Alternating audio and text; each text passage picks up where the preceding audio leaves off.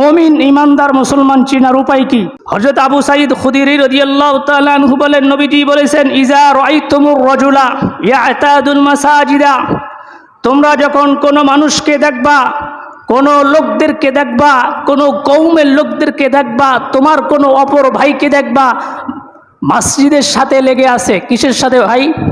মসজিদের সাথে সুসম্পর্ক রেখেছে, মসজিদ ঘর আবাদ করে, এমন যদি তোমরা তোমার কোনো অপর ভাইকে দেখবা, ফাশহাদু লাহু বিল ঈমান, তার ব্যাপারে ঈমানের সাক্ষ্য দাও, সে ঈমানদার, এটা তুমি বলো।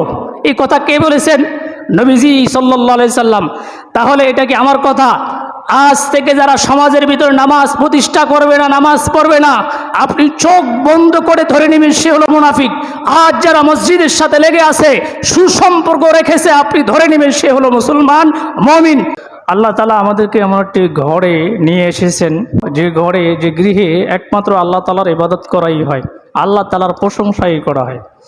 যে ঘর সম্পর্কে সহিহ মুসলিমের ভিতরে আসছেন, সহিহ মুসলিম শরীফে 1560 নং হাদিসের বর্ণনায় রয়েছেন, নবী করিম সাল্লাল্লাহু আলাইহি ওয়াসাল্লাম বলেন, হাব্বুল বিলাদি ইলাল্লাহি মাসাজিদুহা ওয়া আবগাদুল বিলাদি ইলাল্লাহি আসাকুহা।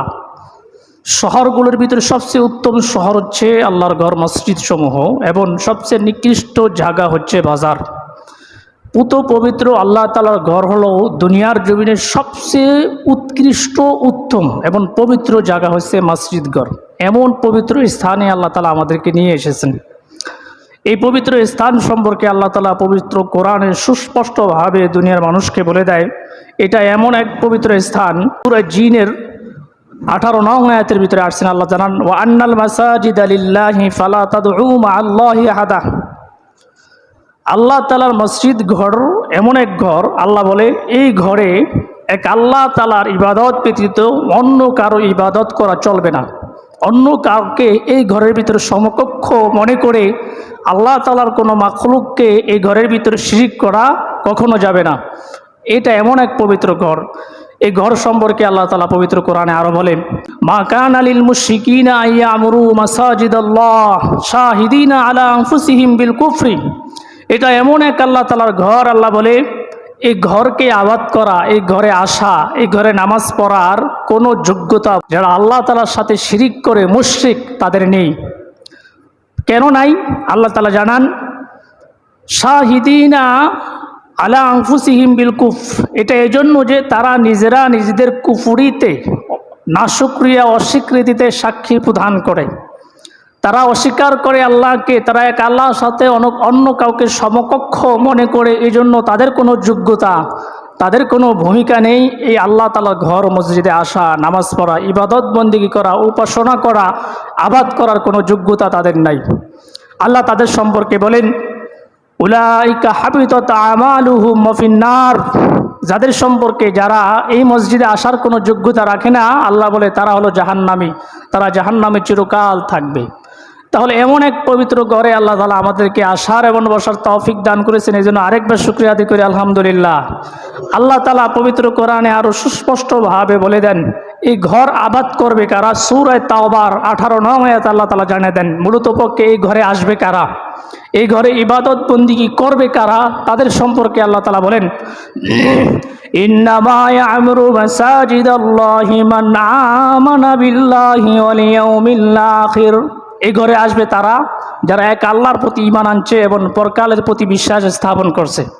তাহলে এক আল্লাহর প্রতি যারা ঈমান আনছে, আল্লাহ এক, তার কোনো সমকক্ষ নেই, সব কিছু করণে ওয়ালা তিনি, এই মর্মে যারা বিশ্বাস স্থাপন করেছে এবং পরকালের প্রতি বিশ্বাস স্থাপন করেছে, এই ঘরে আসবে তারা। তাহলে আমাদের সমাজে যারা মনে করেন আমরা মুসলমান এই দাবি করে এমন মসজিদে আসে না, এর মানে এটা বোঝায় তারা আল্লাহ তাআলার প্রতি ঈমান আনে নাই।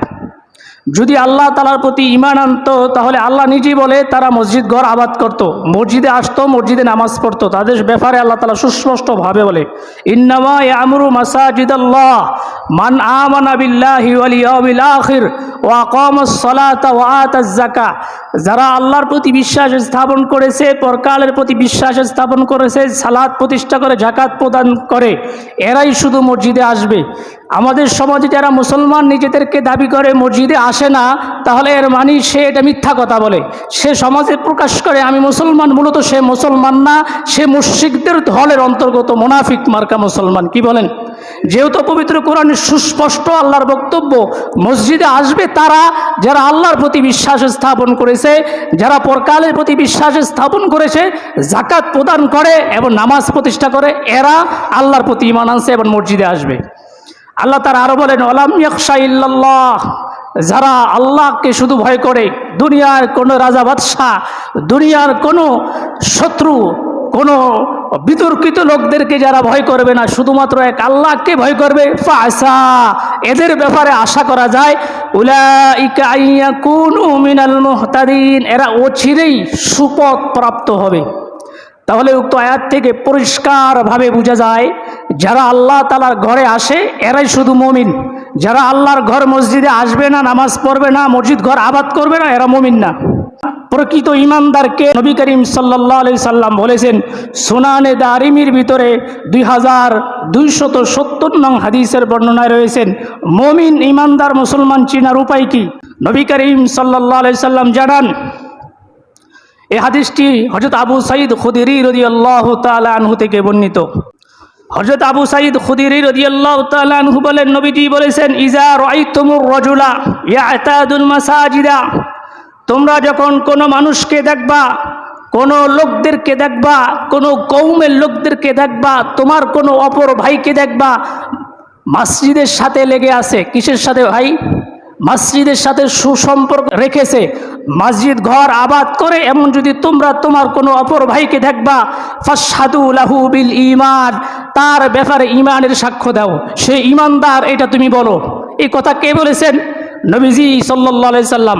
তাহলে এটা কি আমার কথা? আজ থেকে যারা সমাজের ভিতরে নামাজ প্রতিষ্ঠা করবে না, নামাজ পড়বে না, আপনি চোখ বন্ধ করে ধরে নেবেন সে হলো গাদ্দার মুনাফিক। আজ যারা মসজিদের সাথে লেগে আছে, সুসম্পর্ক রেখেছে, আপনি ধরে নেবেন সে হলো মুসলমান, মুমিন। এই কথা কে বলেছেন? 1400 বছর আগে বিশ্বনবী সাল্লাল্লাহু আলাইহি সাল্লাম বলে দিয়েছেন, মুমিন চিনার উপায় হলো মসজিদে আসবে, বৃষ্টি বর্ষা হলে ঘরে বসে থাকবে না, কাজ করবে। অজুহাত দেখিয়ে যারা মসজিদ ঘর আসে না, আল্লাহর ঘর আবাদ করে না, আরে অঙ্গীকারবদ্ধ হয় না, কাতারবদ্ধ হয়ে মুসলমানদের ঐক্য তৈরি করে না, এরা হলো মুনাফিক, ইসলামের শত্রু। যারা মসজিদে আসবে না, মুসলমানদের ঐক্য তৈরি করবে না, মুসলমানদের আলোচনা শুনবে না, কোরআন হাদিসের আলোচনা যারা শুনবে না, এরা হলো মুসলমান না, এরা হলো গাদ্দার মুনাফিক। এই জন্য মসজিদে আসার দরকার আছে না নাই? নেককার ফরেজগার দিনদার মা বোনদের উদ্দেশ্যে বলছি, এদের খাবার বন্ধ করে দেন বাসা বাড়িতে। আর যদি তাদের খাবারকে আপনি বন্ধ করে দেন, তাদের কাজকর্মের সাথে যদি আপনি সহযোগিতা না করেন, অবশ্যই অবশ্যই আল্লাহ তাআলার নিকট আপনি পুরস্কৃত হবেন। এই মর্মে নবী করিম সাল্লাল্লাহু আলাইহি ওয়াসাল্লাম হাদিসে পাকের ভিতরে বলেন, সহিহ বুখারীর 629 নং হাদিসের বর্ণনায় রয়েছেন, বিশ্বনবী সাল্লাল্লাহু আলাইহি সাল্লাম বলেন, এই হাদিস বর্ণিত হযরত আবু হুরায়রা রাদিয়াল্লাহু তাআলা আনহু থেকে। হযরত আবু হুরায়রা রাদিয়াল্লাহু তাআলা আনহু বলেন, নবী করিম সাল্লাল্লাহু আলাইহি সাল্লাম বলেছেন, ক্বালা মান গাদা ইলাল মাসজিদি ওয়ারাহা আদাল্লাহু লাহু নুজুলাহু মিনাল জান্নাতি কুল্লামা গাদা ওয়ারাহা, কোন ব্যক্তি যদি সকাল বিকাল যতবার মসজিদে আগমন করবে, আপনি যদি সকাল বিকাল 5 বার না 10 বার যদি আগমন করেন, আল্লাহর নবী বলে উক্ত ব্যক্তির জন্য জান্নাতের ভিতরে আল্লাহ তাআলা ততবার মেহমানদারির ব্যবস্থা করে রাখবেন। এটা কিসের হাদিস? সহিহ বুখারীর হাদিস। 86 যে সমস্ত গ্রন্থগুলো রয়েছে, সব চাইতে বিশুদ্ধ উল্লেখযোগ্য কিতাবের নাম হলো সহিহ বুখারী। সহিহ বুখারীর ভিতরে নবী বলেন, যারা মসজিদ ঘরে আসবে নিয়মিত, প্রত্যেকবার আসবে, নবী করিম সাল্লাল্লাহু আলাইহি ওয়াসাল্লাম বলেন ততবার তাদের জন্য জান্নাতের ভিতরে মেহমানদারির ব্যবস্থা করে রাখেন। কে? আল্লাহর মেহমানদারি কি দুনিয়ার মানুষের মেহমানদারির মতো? বলুন, আল্লাহর মেহমানদারি কি দুনিয়ার মানুষের মেহমানদারির মতো হবে? কখনো কল্পনাও করা যাবে না। এত পরিমাণ মেহমানদারির ব্যবস্থা আল্লাহ তাআলা পরকালে তাদের জন্য করবেন যারা মসজিদ করে এসে নামাজ পড়বেন।